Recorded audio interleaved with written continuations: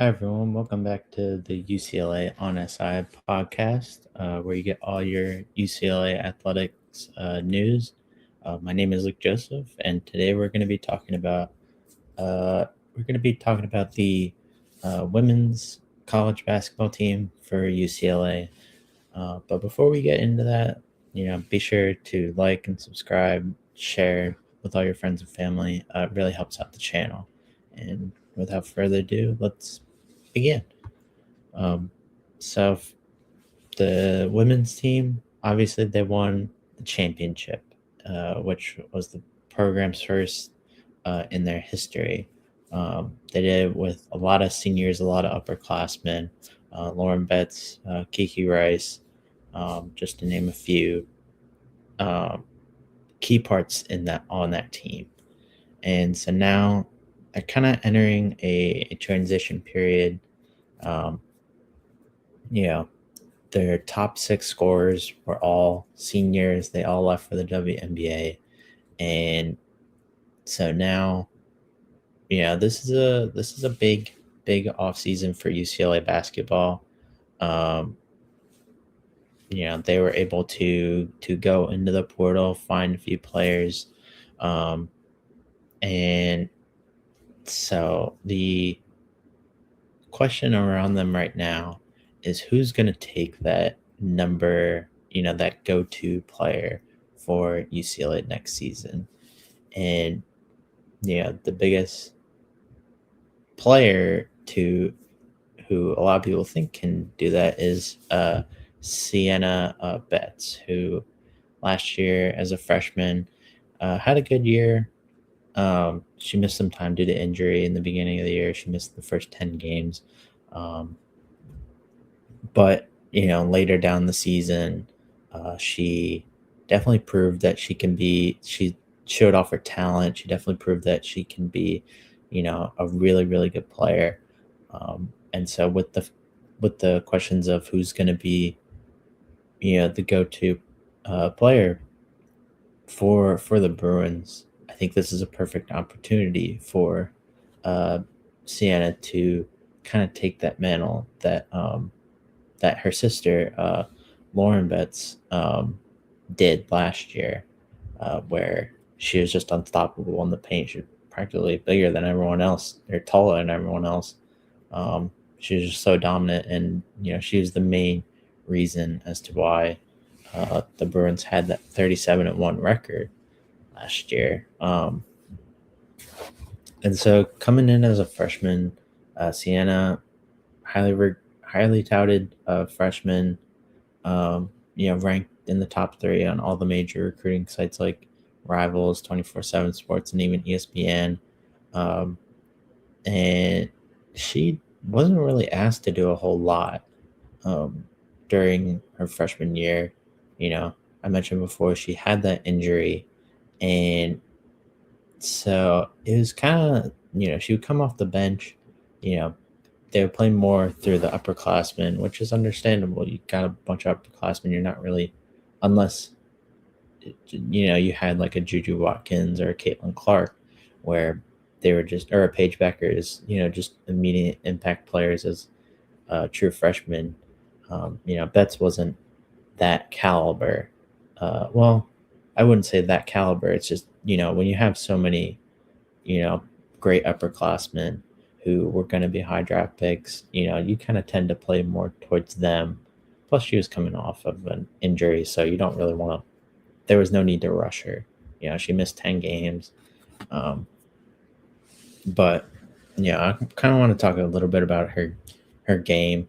Yeah, uh, she's a very, very good post scorer. Likes to kind of get physical down low. Um, very, very good offensive skill set down low in the post, can really rebound. Um, and, just overall great post player. I think the one thing that, needs to improve on her game is, that the free throw shooting. I don't think she'll ever get that, 3-point shot. I don't, and to be honest, I don't think she really needs it. I think she's just gonna be a really dominant, low post, um, player, and I think that's something that that was exactly what her sister was, and look at how well she turned out. So I think getting that free throw percentage up, she's at like 51% um, from the stripe. If she's going to be the focal point, every defense is going to key on her. And if they're going to key on her, there's more opportunity for her to get fouled. She only averaged like 2 free throws a game, if I'm remembering correctly.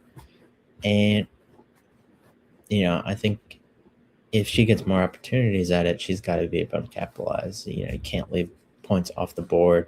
Um, and then this kind of the perfect example of this is in her first game against, if I'm remembering, I'm kind of going off of my notes. Um, Cal Poly. Uh, that game is complete and utter blowout. It was 115-28 was the final score. But Betts only played, just 14 minutes. She, coming off the bench, it was her first game. She only went 101 from the field, but had um, 5 points with 2 assists. But the main thing was she struggled from the free throw line as she went 3 of 8, and that was kind of the whole story. Um, from that point on to the end of the season was the free throw shooting and how she struggled. She struggled to capitalize off of free throws, and so I think that's the biggest thing. She's definitely a talented player.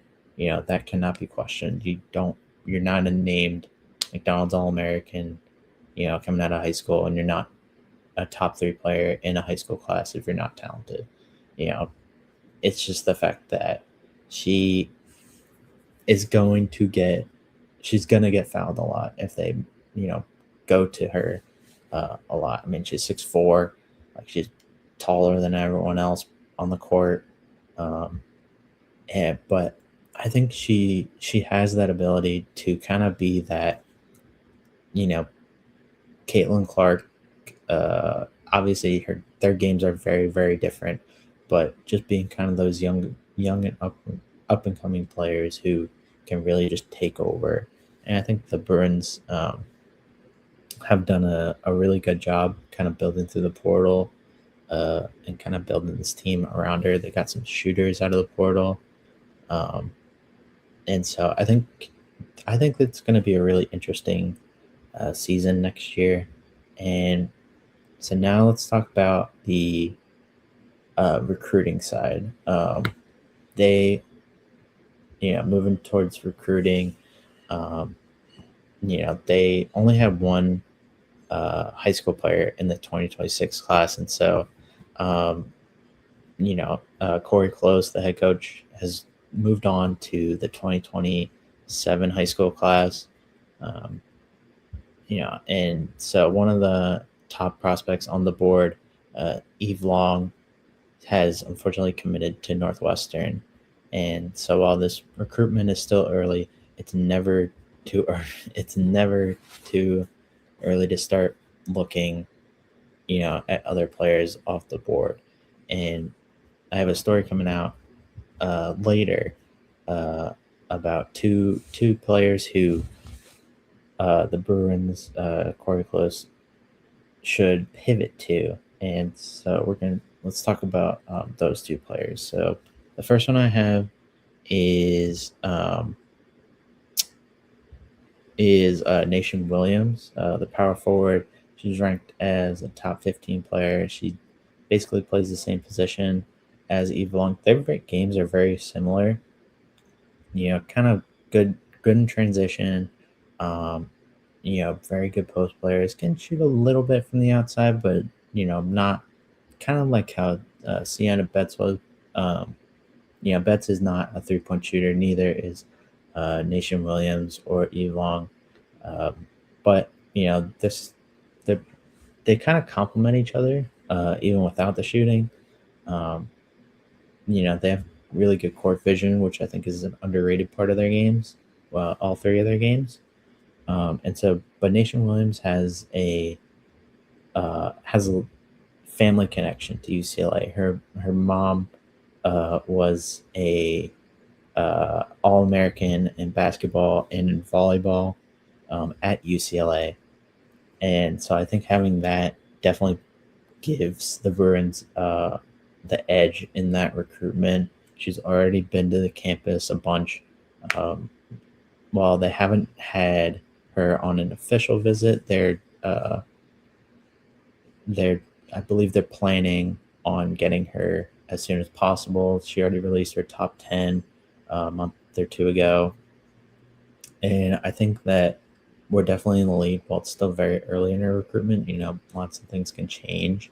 I still think that UCLA should be the favorite.